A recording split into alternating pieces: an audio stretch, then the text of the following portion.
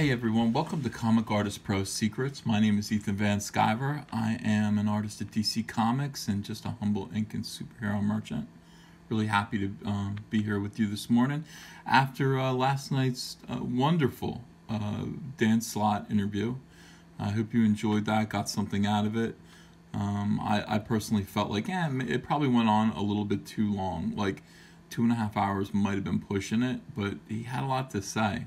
I would ask him a simple question about, why do you love Peter Parker? And I was expecting maybe like a soundbite, and he would expound, and I think that's probably what a writer does. But on the plus side, I did enjoy his commentary on his Silver Surfer issue, especially that one bit of dialogue between the old woman and his character Dawn. I thought that was profound and beautiful, and he's capable of writing things like that, things that really touch the heart. Human expression like that is rare, and only artists are capable, it seems, of writing things like that, of distilling how people feel, that kind of soft, kind wisdom into a few panels. It's comics at its best. So I enjoyed having him on. I know there's some controversy. That's fine. But the good thing is I think that I found another way to another avenue for this channel. Now I think we're going to make that a regular feature where we can bring on a different comic book artist or writer, preferably artist. Normally I wouldn't do writers because that's not what this is about. I'm trying to promote comic book art more than I am comic book writing. Those guys get plenty of attention. They don't need more from us. But in general, just bring on a comic book pro and let you guys meet them. I'll interview them. And those of you who were kind of disappointed that I didn't go at Dan Slott and debate him more and kind of give him hell, that's not what I was there to do. I thought about what the purpose of that broadcast was going to be, and I really felt like the purpose was going to be simply to just introduce you to this particular personality, let him be himself. You can antagonize someone and get them to do something that maybe is not natural for them. I don't think people being antagonized or pinned against a wall or badgered brings out the true face of the person. I disagree with that idea. I think showing them at their best and most relaxed is the best way to get to know them.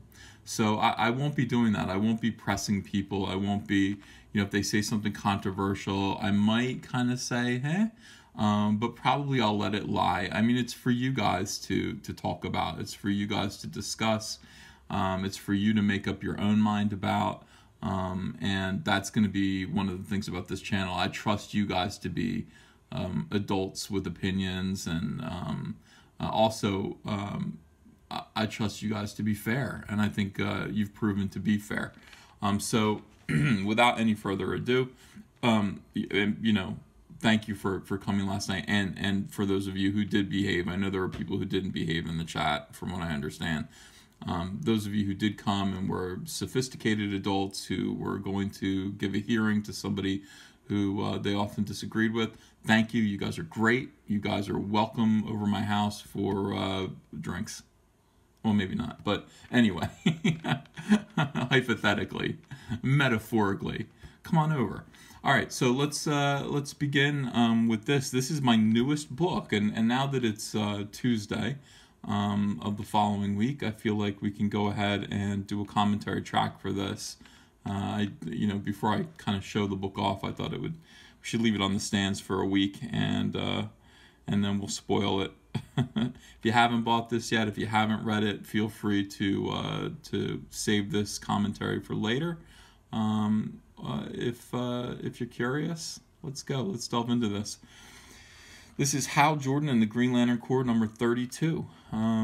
It is part of the Bats Out of Hell kind of storyline that is attached to Metal, wherein these various Batmen from other dimensions visit our world and wreak havoc. So they've all been gathered. Basically, okay, so if you haven't been reading the storyline, there are lots of different versions. There are 22 Earths, or I mean 52 Earths, and then I think another negative 52 Earths. I'm not sure how that works. But on those negative worlds in alternate dimensions, things happen differently, and in this case, the worst possible scenario happens to Bruce Wayne. His parents are murdered in front of him, and instead of taking time to absorb that loss and grow into the superhero that he was meant to be, instead he decides to chase after the murderer with revenge in his heart, and a Green Lantern ring comes down. He takes the ring and takes revenge by murdering Joe Chill, the killer of his parents. And from there, that launches him on a path of darkness and vengeance and murder and eventual just destruction that's irreversible. And a being called the Batman Who Laughs finds him and invites him to follow him to our world, in which the characters that we know and love thrive and prosper and defend. So this is him. Now he has arrived in Coast City, and he last time we saw, he was creeping up behind Hal Jordan. I think in the issue of Justice League number 32, ended on a cliffhanger with him kind of over Hal Jordan's shoulder. This cover by me is a part of basically it's 4 covers that kind of go together. They merge together, so you see, this lantern kind of finishes on the next Justice League cover, this power battery here, and so does his leg. And you see this water here, and that's Aquaman is over here fighting the Drowned on this Justice League cover. It was fun. It was a lot of fun to do, and I think I might do a video about how how to plan something like that. How they asked me all about it, and how to plan that kind of a piece of work. And we'll probably do that next week, or actually we can do it this week when this last piece comes out. Crack this baby open. 52 universes in the multiverse.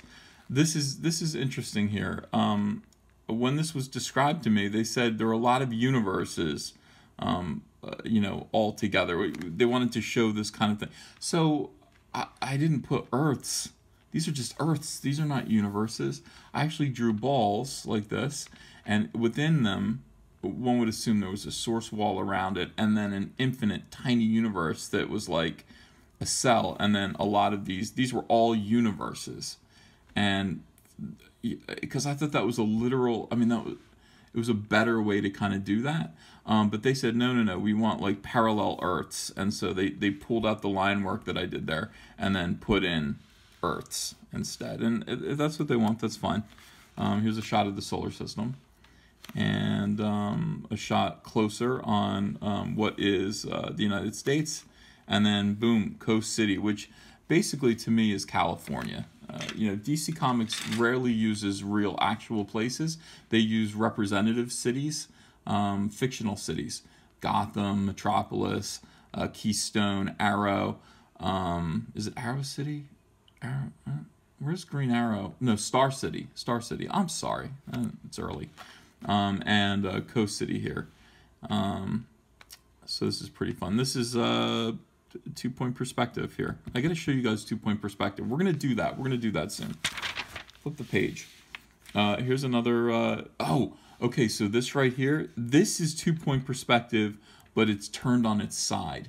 Okay. So check this out. 2-point perspective for these buildings. You've got a vanishing point down here, right? All the buildings. You can see these lines are all receding down to here, right where Kyle Rayner is. Probably it's in this power battery. I like to do that. Like I'll put a vanishing point in another panel on a focal point. Okay, so all these buildings will draw your eye right down here, and that was the plan. Meanwhile, there's another vanishing point that's way up here, like up here. Okay, so basically this is 2-point perspective turned on its side. There's a vanishing point here, vanishing point here, and then these are all pretty much horizontal and parallel. The lines going this way. Basically, it's faked 3-point perspective, but I like to think of it as just 2-point perspective turned sideways. I love it. I think it's really cool. I use it all the time. I'll teach you that trick as well. Fake 3-point perspective in the sense that the lines that are going this way are parallel, because if there were a vanishing point, it would be clear off that way, so far away, you can't see my other hand, I'm pointing, so far away that in essence the lines end up appearing to be horizontal. Okay, so it's 3-point perspective. You might as well just go ahead and do them in horizontals. All right, so here is John Stewart and Guy Gardner, and I get excited when I talk about perspective. You hear my voice go up? I'm like so excited to tell you guys things. Yeah, Kyle Rayner, he's planning a kind of rock garden sculpture museum here, and John Stewart has built a crane and he's fixing a building, and Guy Gardner is planning on building a bar. Now this event takes place directly after the Sinestro Corps War. This is a flashback, so this is them at their best. They're reunited, they beat the Sinestro Corps back, they're rebuilding Coast City, and everything's sunny and optimistic. At the end of that series, spoiler alert, the entire city put green light bulbs in their windows so that the city would shine green, and just as a show of support for the lanterns. Closer shot of Kyle and Guy and everything, and yeah, you know, Kyle's wearing this uniform from Sinestro Corps, which I remember drawing, and it's okay, yeah, it's fine. Again, you know, Kyle changed his costume so many times in the space of 2-3 years that I kept saying, stop, just let's pick one and stick to it. But there was always this sense that people didn't know what to do with him. You know, I mean, John's easy. This is what John looks like. That's cool. You might give him a goatee if you want to. You know, but basically, John looks consistent. Guy Gardner's been through some changes, but I think at this point we all agree this is his uniform and it's the one that looks best. And by the way, it's his original one. You know, that's what Rebirth was to me. It was about picking the very best versions of these characters and solidifying them, cementing them in place. Changing costumes very rarely makes people enthusiastic about the comic. What really makes people enthusiastic about the comic is great stories, but they want to see their heroes, and oftentimes they connect a look, a costume, you know, the appearance of the character to that good feeling that they have about the superhero. So my attitude was either find a costume and stick to it, or let's put him back in the Darryl Banks suit, which is exactly what we ended up doing in Hal Jordan and the Green Lantern Corps number 17. Here's a rushed page here. Here's Hal Jordan swooping in. He's very excited and happy to be playing with his kids. Actually, they're not his kids. They're his brother's kids. He is Uncle Hal. And he's made kind of a roller coaster car for them to sit in, a construct. And he's taking them for a ride. They're having a great time, and he lands them in front of the Coast City sign and gives them this great speech that was really inspiring to me. He said, all the scary things that have happened here, happened here. Coast City chose not to be afraid. It's easy to think that superheroes inspire people, but as a superhero, believe me when I say that the people of Coast City inspire me. And since you two live here, that means you inspire me too. You never have to, this is great, you never have to be afraid, because I'll always protect this place. Okay, that is the best line that Hal Jordan has spoken in my entire run on Green Lantern, right there. I got shivers when I said it again, when I said it aloud just now. You never have to be afraid, because I'll always protect this place. Superhero. That's awesome. Here we have a little coloring error. Again, look, this is the bag under his eye. His eye is above it, and they colored the bag white and colored his eye green, so it looks like he's Quasimodo here. Whoops. Yeah, I'm not paying attention. I really have to pay more attention and give color notes. Bats out of hell. Okay, so now we cut to the present time, and this is what's happened to Coast City since that moment. Not good. Dawnbreaker's here. And Dawnbreaker is punching Hal Jordan in pitch black. Now, Rob Venditti called me and he said, Ethan, see, you know, these aren't our characters. This isn't our character. We didn't create him together. He was created by the fellows who were running the metal event. So Robert and I had to get together and have a talk and figure out exactly what he did. We weren't sure. And a lot of it seemed to be left to us. And so between us, we decided that the way his ring worked was it actually absorbed light. Okay, so he's a vampire. His ring is a vampire. It sucks in light instead of letting it out. But at the same time, it gets rid of something else. So it exhausts this dark energy. And how do you draw that? How do you draw a ring absorbing light? It's not... It sounds like something you can draw. Now you sit down and try to draw it. It's like, how do you represent that? So basically what you're asking is you're asking for a pitch black comic book. You're asking for black panels on every page. Sure, pay me to do that. I'd be happy to offer that to you. But I mean, right now we're cheating because there's light. You can see them. So his ring isn't absorbing all the light. Anyway, we'll get back to that. Robert had a brilliant solution for how to make this interesting. All right, so he socks him upside the face, immediately picks up from Justice League number 32, and then it goes black. All right, so Hal's just floating around. He's doing his best to light up the area, and voices of his biggest enemies are mocking him. But he doesn't care. He thinks it's funny. He doesn't think it's funny. He's defiant. Dawnbreaker just shows up again like a blink, just and punches him in the face. Hal is undeterred. He's still kind of like mocking him, and then he shows up and punches him again. Basically, you have to imagine this is a super-powered 14-year-old, and you know, yeah, he these punches hurt, and he can do a lot of damage, but he's still a kid, and he's got, you know, he needs to be taken down a peg. So Hal is treating him like a kid. And this is my favorite thing maybe in the whole book. I love this panel here. I don't know why. I just went, you know what? I'm gonna just fill this entire like top 2/3 of the page with like this kind of a shot. I don't think I've ever done anything like that before, and I think it'll look neat. You want some variety.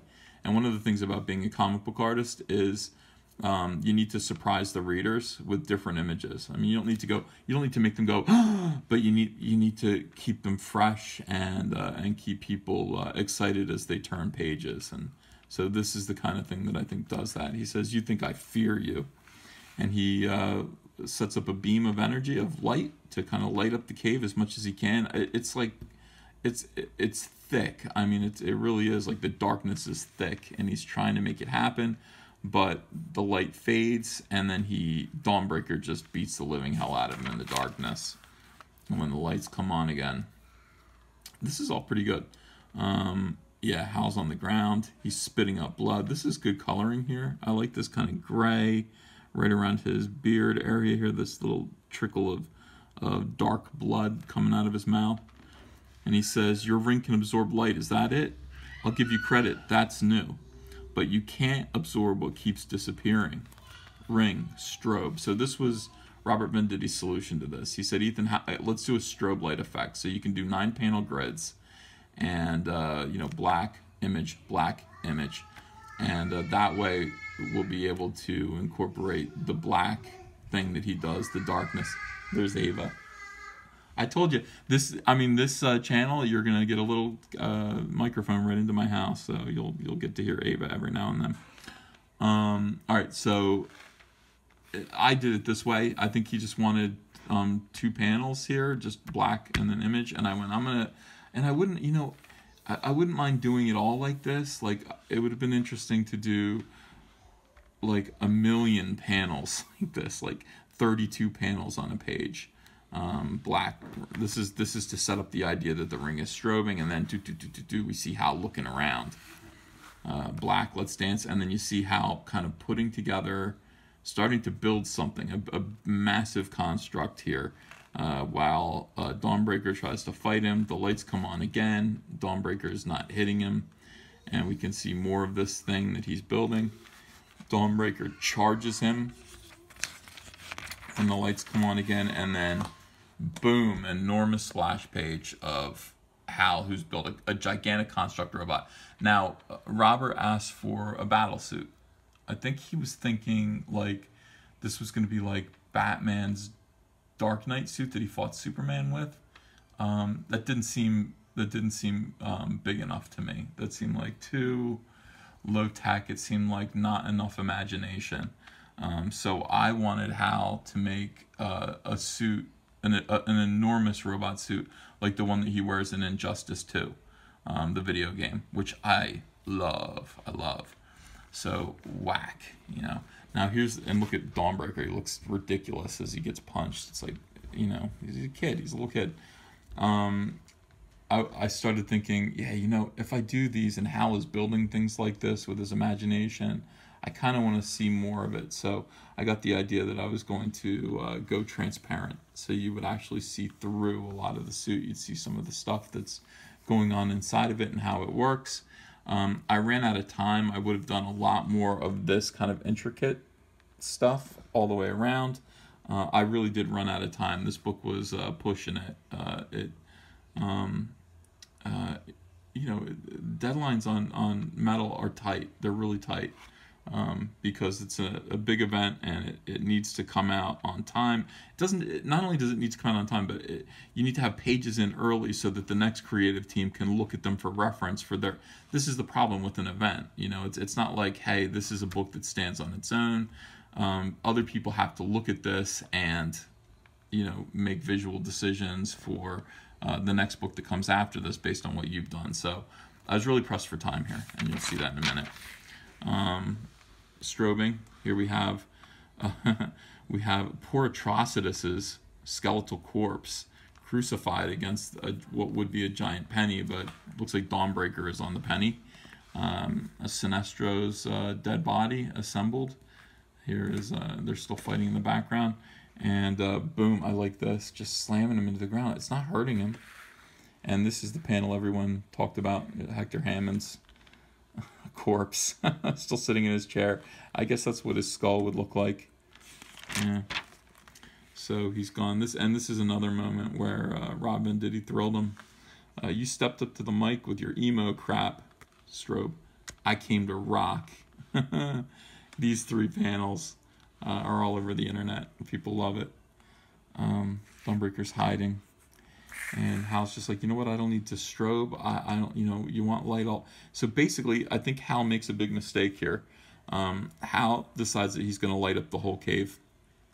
And he, you know, shoots out all kinds of green light like this and just lights things up as best as he can. He's fighting back the darkness. He's defiant. Problem is, Dawnbreaker absorbs all that light and uses it to create dark constructs of all of Hal's biggest villains. And this is a lot like that moment in the Dawnbreaker one-shot where he eats up the entire Green Lantern Corps with monstrous constructs that are just super powered. So you have Parallax Hal Jordan here as a construct. You have this dark Hector Hammond. You've got Atrocitus, Larfleeze, Sinestro, and the Shark. And any one of these guys is a handful for Hal Jordan. These are super-powered dark constructs of all of them. And Hal, I think, in this moment knows. And he's still, okay then, who's first, he says. But look at that look on his face. He knows this isn't going to go well. And let's see, here's Rob Venditti's new series with Tony Daniel. Kind of a Hulk kind of character named Damage. And here we go. We had Liam Sharp come in and start drawing some of the pages from the crossover aspect of this to meet this deadline. This was weird. Like, I had the first 15 pages for a long time. The last 5 pages came a little later in script, and I ended up not drawing them except for these two. And you can see there's obviously a difference in style. I think Liam Sharp is great, but my Dawnbreaker is a skinny little kid. As you know, Greg Capullo and Scott Snyder kept telling me he's a kid. Other artists keep drawing him kind of a little bit older, and that's I think a communication problem. But it doesn't matter. I don't know. People aren't really complaining or noticing. Lifting poor Hal Jordan's corpse up, not corpse. He's unconscious. He's alive. And the other Justice League members, just Wonder Woman flung over. All these guys are just being dragged by their respective Batman monstrosities towards this gigantic tuning fork. And God only knows what that's going to do. Strapped to the tuning fork are members of the Suicide Squad. Let's see. There's Beast Boy. I don't know who some of these are. Deadshot. Yeah, I don't remember. I had a bunch of reference that I had to use, though. They sent me over a lot of reference. And then the last page, and I wish I'd drawn this at least, but there was no time. Here's the Batman Who Laughs. Look at this British Liam Sharp kind of style here. I mean, obviously, I think a lot of these characters are in tribute to or inspired by the Judge Dredd judges. So that definitely comes through here. And yeah, there we go. It was a throwback to page 1. The entire multiverse will be ours to destroy. Oh, why? Why destroy? Build it up. Here's an ad for Doomsday. And an interview with Ezra Miller, who I hope is a good Flash. They're asking us to really accept a completely different type of look to Barry Allen than the TV show people have come to love. But anyway, that's another point. It's besides the point. Here it is, Hal Jordan and the Green Lantern Corps number 32, and the story picks up with Justice League number 33, which is on sale tomorrow. Please do go buy that. I actually have a copy of it. Let me see if I can show it to you real quick without making you wait. Can I do it or no?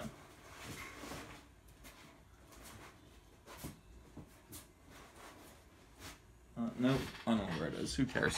All right, you'll see it tomorrow. So go out and get that. Thank you for your support. Thank you for supporting this channel. And, leave me some thoughts below. Tell me who you'd like my next interview to be. And tell me what kind of things you would like me to teach you to draw. And we will take it from there. Also, please subscribe and spread the word. Hit that bell for notifications. And thank you all for all of your support. It's wonderful. So with that, I'll see you later. Bye-bye.